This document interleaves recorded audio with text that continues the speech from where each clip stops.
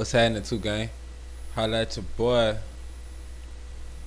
Each one teach one still coming. So tell somebody to tell somebody to tell a friend to tell a friend.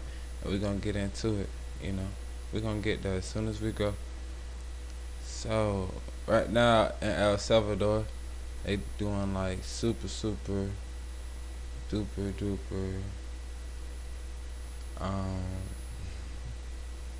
execution style killings and shit. But the other bigger thing that they not putting out there that I wanted to touch on is how many people got arrested.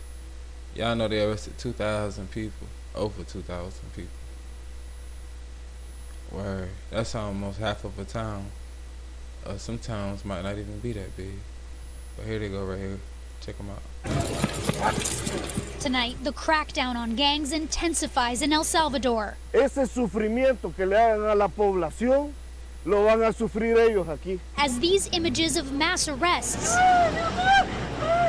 and police searching through homes and families' belongings at neighborhood checkpoints fuel concerns that human rights are being violated.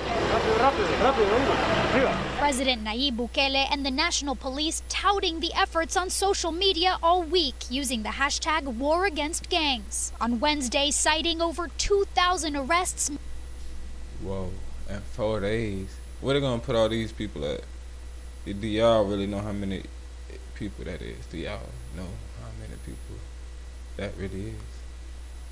Made in just 4 days in response to one of the bloodiest weekends in the country in 30 years. The National Civil Police reporting 62 homicides on Saturday alone.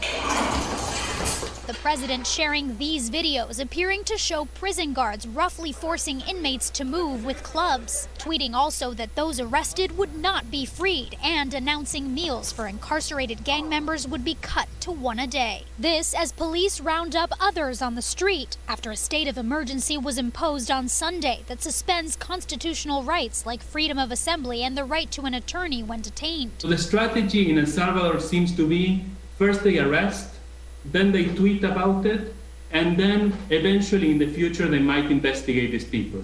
This is exactly the opposite of what has to be done under the rule of law and under basic principles in a democracy. Many Salvadorans supporting the government's move. Lo que el presidente está haciendo está correcto. Todas las pandillas hay que darle duro también, así como ellos hacen con la población.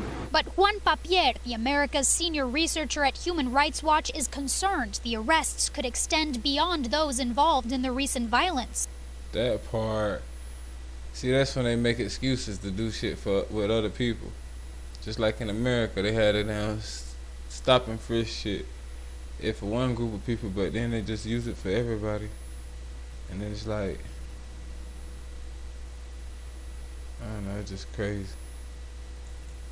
We know of people who are not allowed to leave their neighborhoods because of checkpoints that the army has established. And we're Imagine that. also seeing in social media that the police in El Salvador is simply saying that they will arrest people based on their appearance. In December, the U.S. Treasury Department said Bukele's administration provided financial incentives to Salvadoran gangs to, quote, ensure that incidents of gang violence and the number of confirmed homicides remained low.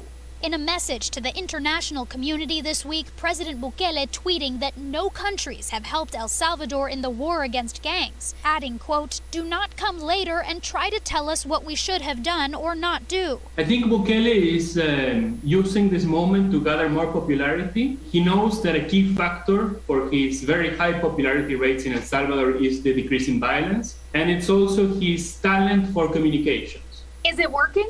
We don't know if it's working. We know that violence in the country has decreased in the last 2 days, but it's impossible to tell whether this is the result of the policies by the Bukele administration. Earlier this week, Bukele said more than 70,000 gang members were still on the streets. He now says he's asking the president of Congress to convene lawmakers to give him more legal tools to take on gangs. All right, Issa joins us now, so that's the big question. Will the Congress there in El Salvador grant him more powers?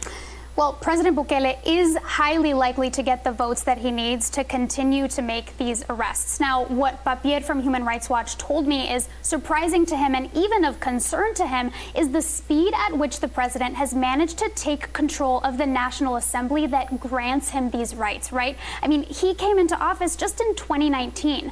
Another thing, Tom, that I want to mention that experts talk about when they speak of the continuation of this crackdown is, again, that support, the backing that Bukele has from the Salvadoran people. This whole week, we have seen his supporters praise these efforts, right? And really throughout his presidency, they have supported him and really praised the efforts that they say that he has been a part of to curb violence in their country, something that they have been concerned about for years. Now, on Tuesday, I do want to mention that the government announced that there were no homicides reported in El Salvador. That, Tom, is exactly what Bukele's supporters want to hear right now. Yeah, we understand that, but we also heard in your story there that the murder rate went down over 2 days. Do they know if it's tied to this policy? I mean, there's been, I think, 600 arrests or something like that. Do we know if they're connected? There have been thousands of arrests at this point. Okay. The number that we got today is actually over 2,000, according to President Bukele. Unbelievable in just a matter of a few days. Tom, right now, experts are saying it is too early to tell whether that apparent drop in violence is due to this crackdown. Papier also said that it could be due to the fact that gangs are seeing what's happening on the streets and they're deciding to stop activity because of that, or it could be completely unrelated. We just don't know right now. It is too early to know at this time. Thanks for watching our YouTube channel. Follow today's top stories and breaking news by downloading the NBC News app. That part. And on that note, we're going to catch them later. And shit, y'all pray for the people in El Salvador. All the innocent people ain't got nothing to do with nothing. I don't know why the gang would be killing innocent people. So, you know, it's only half of the story. They ain't giving us the other half. We're going to have to get, I don't know. Damn. I want to say E! Entertainment. Be talking to them people with half of their face covered up. The drug dealers and shit. Whoever can go down there. But yeah. Till next time. Y'all hold it down. 2 gang.